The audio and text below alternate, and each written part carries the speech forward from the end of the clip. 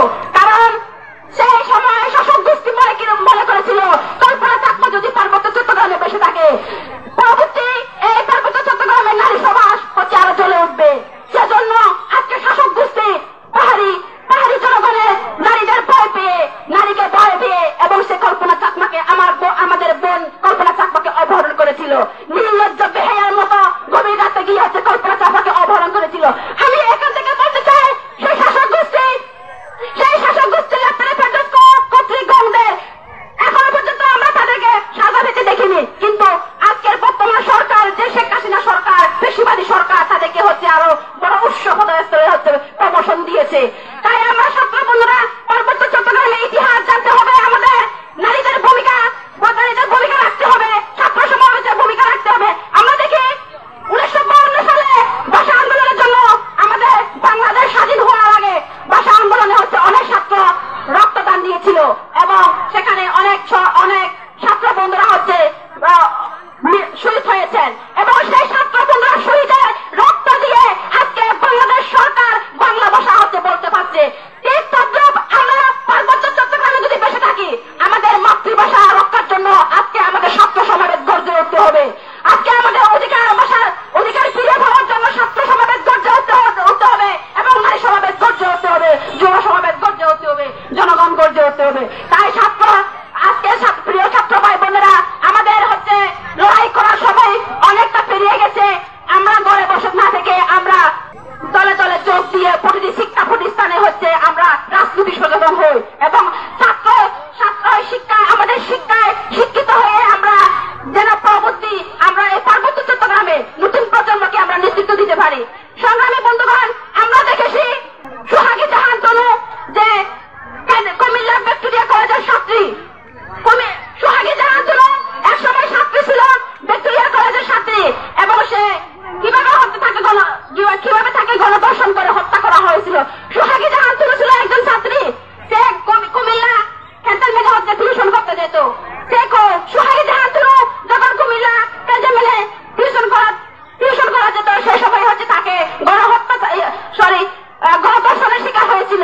কিন্তু সেই ঘটনাকে দাপাসাপা দিয়ে আজকে যে শাসক গোষ্ঠী যাকে আমরা সেনাবাহিনী হিসেবে আমরা চিহ্নিত, সেই সেনাবাহিনী কর্তৃক হচ্ছে সোহাগী জাহান তনু হচ্ছে গণধর্ষণের শিকার হয়েছিল কিন্তু তার বিচার এখনো পাইনি। আমরা সেই ঘটনাকে দাপাসাপা দিয়ে বড় বলেছিলাম বাল্যকে কামড়ে খেয়ে নাকি সোহাগী জাহান তনু মৃত্যু হয়েছে, আজকে তার বিচার এখনো পাইনি। আমরা দেখি এখানে কীর্তিকাতি ভরা গণধর্ষণের শিকার হয়েছিল, তার বিচার এখনো পাইনি। আমরা দেখেছি এরকম পাহাড় সমতলে অনেক নারীর ধর্ষণের শিকার হয়েছিল, তাদের বিচার এখনো পাইনি। কেন পাইনি? আজকে আমরা যদি দেখি যদি আজকে আমাদের আইন যদি জারি থাকতো এবং প্রকৃতি আইন যদি নিয়ম মানত, আজকে বর্তমান সরকার যে বেশিরভাগী সরকার আজকে পাহাড়ের যে গণধর্ষণ করা হয় এবং ধর্ষণের চেষ্টা করা হয় এবং স্বাধীনতা হানি করা হয়, তাদের বিচার কেন আমরা সুস্পষ্ট ভাবে পাই না? আমরা এবং মেডিকেল রিপোর্ট আমাদের নেগেটিভ আসে, সবসময় পজিটিভ আসে না। যদিও বা আমরা প্রত্যক্ষদর্শী হলেও, আমরা সাক্ষী থাকলেও, প্রত্যক্ষদর্শী হলেও আমাদের আজকে এই বিচার আমরা পাই না। তাই বন্ধুগণ, আমরা বসে থেকে কোন অধিকার প্রতিষ্ঠা হবে না, অধিকার হচ্ছে ছিনিয়ে আনতে হয়, জীবন দিতে হয়। আমরা দেখি 1971 সালে যখন বাংলাদেশ স্বাধীন হয়েছিল, বাংলাদেশ এমনি স্বাধীন হয়নি। বাংলাদেশ স্বাধীন হয়েছিল অনেক ছাত্র রক্তদান করে এবং অনেক নারী হচ্ছে ধর্ষণের শিকার হয়ে, অনেক মা বোনের ইজ্জত হারিয়ে এবং বাবার সামনে মেয়েকে ধর্ষণের শিকার হতে হয়েছিল, ভাইয়ের সামনে বোনের ধর্ষণের শিকার হয়েছিল, স্বামীর সামনে স্ত্রীকে ধর্ষণ করা হয়েছিল। ঠিক একইভাবে পেশিবাদী সরকার আজকে বর্তমান পার্বত্য চট্টগ্রামে একইভাবে আমার বাবার সামনে আমাকে ধর্ষণ করা হচ্ছে, আমার ভাইয়ের সামনে আমাকে ধর্ষণ করা হচ্ছে, আমার স্বামীর সামনে আমাকে ধর্ষণ করা হচ্ছে। কিন্তু আমরা আন্দোলনে যোগ দিতে পারছি না। তাই ছাত্র সমাবেশ এখানে যারা আপনারা উপস্থিত হয়েছেন, যদি তারা এক সময় ছাত্র হচ্ছে গর্জে উঠতেছিল কিন্তু এখন নিবরিত ছিল, এই ছাত্র সমাবেশকে গর্জে উঠতে হবে, দিকে না খাওয়াতে হবে। কারণ পাহাড়ি ছাত্র পরিষদ আমরা দেখি পার্বত্য চট্টগ্রামের লড়াকু আন্দোলনের মধ্যে আজকে পাহাড়ি ছাত্র পরিষদ বিভিন্ন লড়াইয়ের মধ্যে হচ্ছে সামিল রয়েছে। ঠিক একইভাবে এখানে যারা ছাত্র ভাই বোনেরা উপস্থিত হয়েছেন, আপনাদের এই বিষয় নিয়ে ভূমিকা করার বিরুদ্ধে নিয়ে এবং মা বোনের ইজ্জত নিয়ে এবং জনগণের অধিকার ফিরিয়ে পাওয়ার জন্য হচ্ছে ছাত্র বন্ধুরা হচ্ছে অবদান রাখতে হবে এবং ছাত্ররাই হচ্ছে সবকিছু আছে আর ছাত্ররাই হচ্ছে আগামী ভবিষ্যতে হচ্ছে কামদারি হবে। এবং এখানে যারা আপনারা উপস্থিত হয়েছেন, আমি মনে করবো আজকে যারা উপস্থিত হয়েছেন এখানে আমরা আশা রাখবো আগামীতে আপনারা এখান থেকে হচ্ছে এক একটা নেতা হয়েও গড়ে উঠবেন। আপনারা কি চান পার্বত্য চট্টগ্রামের নেতৃত্বের জন্য? আপনারা কি প্রস্তুত আছে কিনা? প্রিয় ছাত্র বোনেরা, আপনাদের কাছে একটা প্রশ্ন, পার্বত্য চট্টগ্রামে অধিকার ফিরিয়ে পাওয়ার জন্য আপনারা কি এগিয়ে আসবেন কিনা?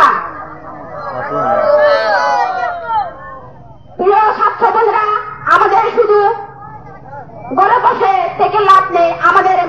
আমাদের বাবাকে কেড়ে নেওয়া হচ্ছে, আমার মাকে কেড়ে নেওয়া হচ্ছে, আমার ভূমি কেড়ে নেওয়া হচ্ছে, আমার জায়গা কেড়ে নেওয়া হচ্ছে, আমার বাড়ি দখল করে নেওয়া হচ্ছে। তাই বন্ধুগণ, চুপ থেকে আর বসে থেকে লাভ নেই। আমাদের সংগ্রামের পথে অটল থাকতে হবে এবং সংগ্রাম করতে হবে। সংগ্রাম করে আমাদের অধিকার প্রতিষ্ঠা করতে হবে। আমরা দেখি সংবিধানে যেভাবে আইন প্রণয়ন করা হয়, আমরা দেখেছি 1972 সালে যে সংগ্রামে আমাদেরকে বাঙালি বানানো হয়েছে, সেখানে আমরা দেখি আমাদের যে রাজনৈতিক যে সংগঠন সে সময় যে সংসদ বৈঠক করে যে আমরা বাঙালি হব না হিসেবে ওখানে সংসদ বৈঠক করেছেন। আজকে যে বর্তমান সরকার শেখ হাসিনা বাবা শেখ মুজিবুর রহমান সে সময়ে বলেছিল পাহাড়িরা হচ্ছে সবাই বাঙালি হয়ে যা, কিন্তু একজন পাহাড়ি বাঙালি কখনো হতে পারে না, একজন বাঙালি কখনো পাহাড়ি হতে পারে না, একজন মারমা কখনো বাঙালি হতে পারে না। তাই সে ধারাবাহিকতা আমরা দেখি 2011 সালে সংবিধান অনুযায়ী 2011 সালে আমাদেরকে সংশোধনী অনুসারে আমাদের অবস্থা জাতীয়তা বাঙালি বাদ ছাপিয়ে দেওয়া হয়েছিল। আমরা সংবিধান অনুযায়ী এখনো হচ্ছে বাঙালি, তাই আমরা কখনো বাঙালি হতে পারি না।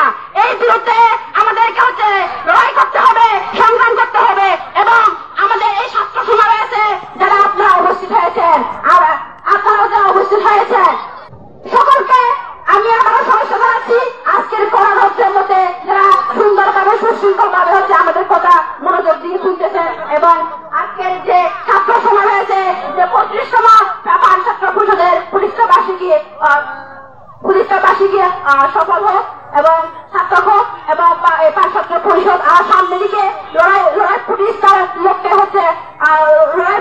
লক্ষ্যে